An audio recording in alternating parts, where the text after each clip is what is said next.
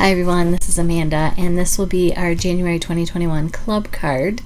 It's called a Twisted Gatefold, and it opens kind of as in a little twist. But the cool thing is you can kind of decide how your orientation and how you want it. So we're going to start by cutting the base, and you can actually get two bases out of one 8.5 by 11 standard sheet.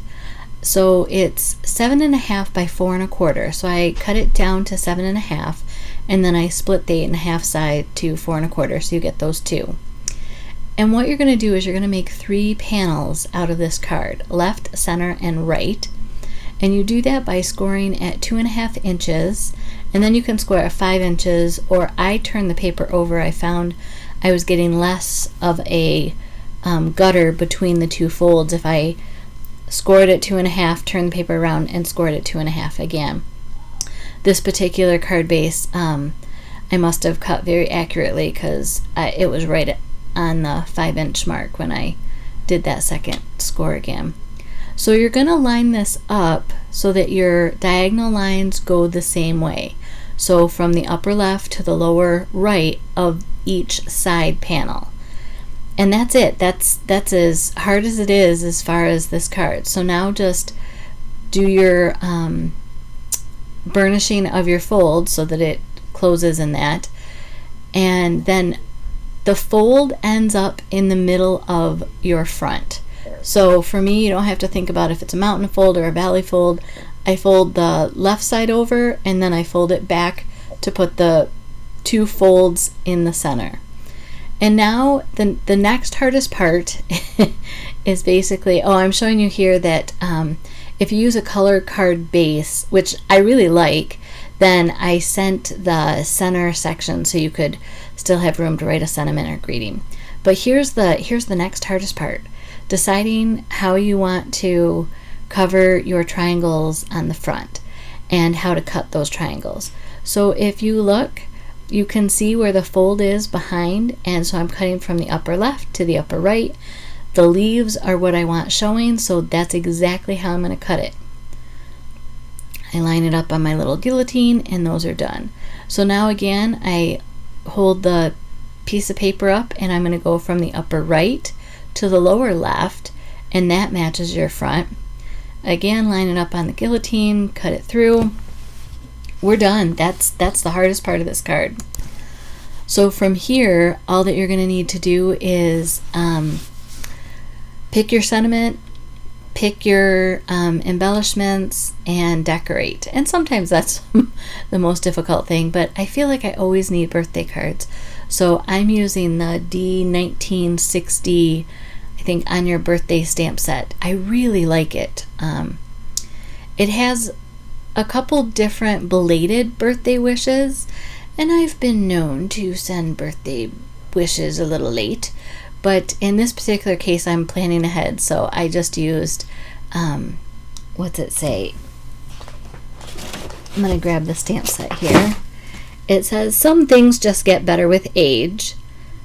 and then on the other one, "You are definitely one of them." And then I added happy birthday. So, at the end of this video, I created a whole bunch of samples just for different fun things, and I had scraps around, and this really doesn't take a lot of paper. And I also wanted to see what it would look like if I just used a piece of pattern paper that was 2-sided, because Close to My Heart cardstock is thick enough it can act as a card base. And that was super quick and simple and easy and came together fast. So now I'm just trying to decide which flap I want to attach the sentiment to, because just like all gate cards, you can't attach it to both sides or you've in essence glued your card shut. So I'm deciding I want to attach my sentiment oriented on the left gate so that when you open it, it will actually be, all of the wording will be oriented together. So you'll have the "Some things just get better with age" in the bottom left corner, which was on the front of your card, and then "You are definitely one of them, happy birthday" on the inside. So, but you can change, and you'll see with some of my ones at the ends that I wasn't paying attention to that when I first started making these cards.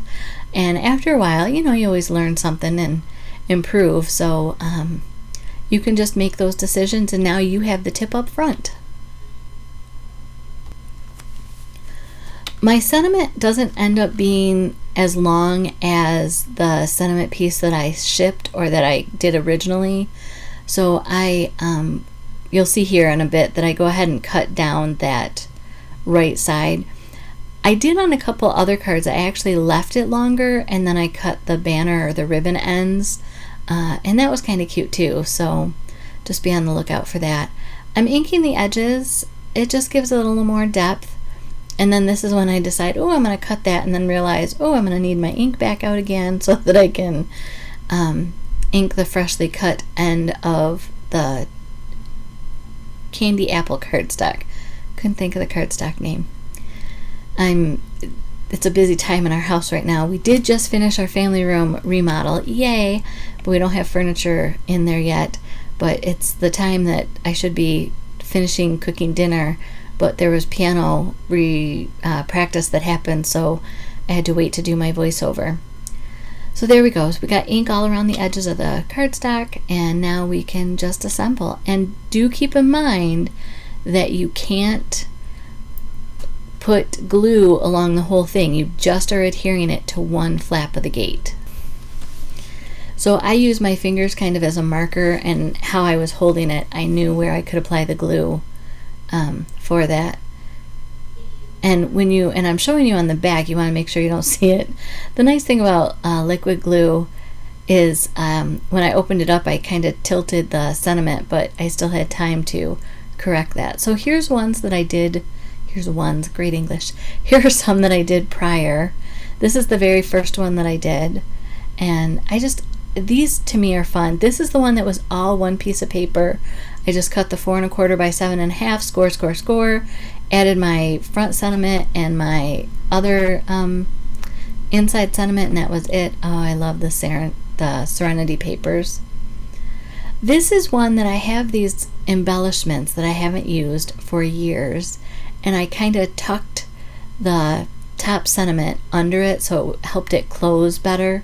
I do have to say, with these Gatefold twist cards, they don't stay closed, like they don't lay flat, but in an envelope they would be fine, and I don't think anybody's going to mind that. So those are kind of the samples I did, and you can see that I reversed the papers from the one pink flower to the other. So